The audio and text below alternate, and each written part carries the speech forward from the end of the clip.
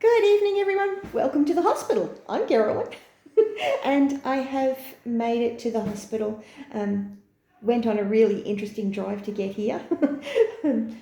So I started at one hospital, and they didn't have any beds there for me to be able to stay there before my operation, which hopefully will happen tomorrow if they have enough beds, which they may not. And if they don't have the beds, then they're going to have to put my surgery off until Friday. So either way, I'm here at the other hospital until I have my surgery. The ambulance drivers were lovely, which is good because I'm pretty sure it took about 2 hours to get here.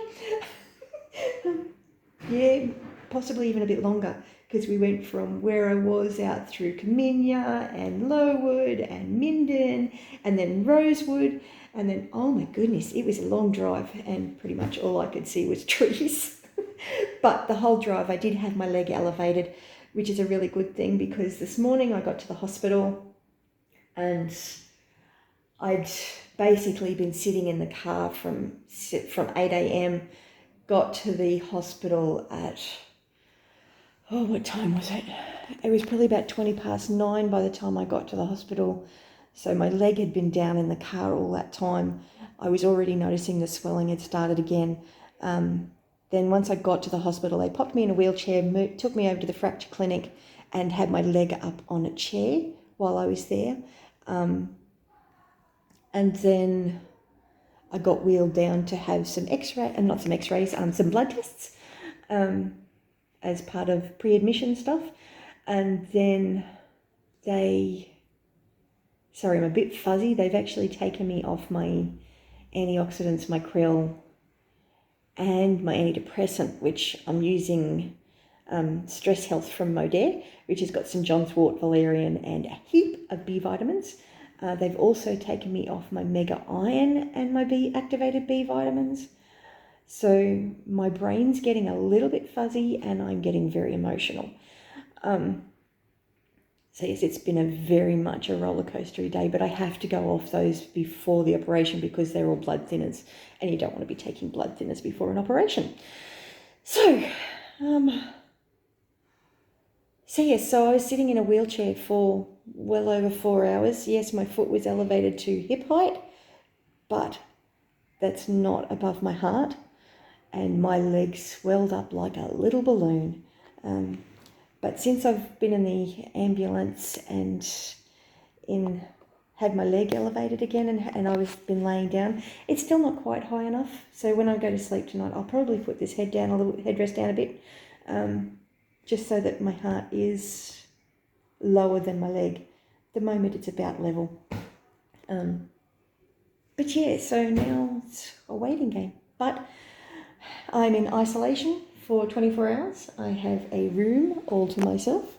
Whether or not that continues after the 24 hours, I don't know. I can't have any visitors for 24 hours. And only people that are double vaxxed can come and visit me while I'm in hospital. So, not many visitors. But it's all good. I'm going to be able to have a shower. I'm so excited. So excited about the idea of having a shower. It's just wonderful. And being able to have running water. Yay! Oh, it's the little things in life, really. Anyway,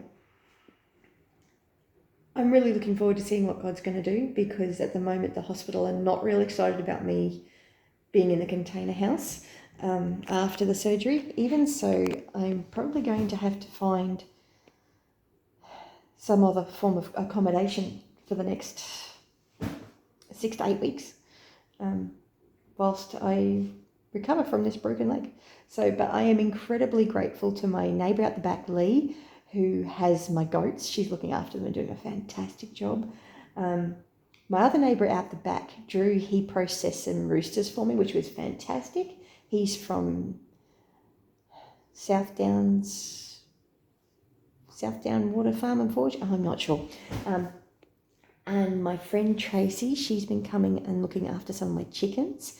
And I think I mentioned in the last video that Anita from Happy Days Farm, she's got some more of my chickens. And then My mum's friend Linda has got Mum and my Rhode Island Red, so she's got she's got the adult birds as well as the chicks of the two different ages. And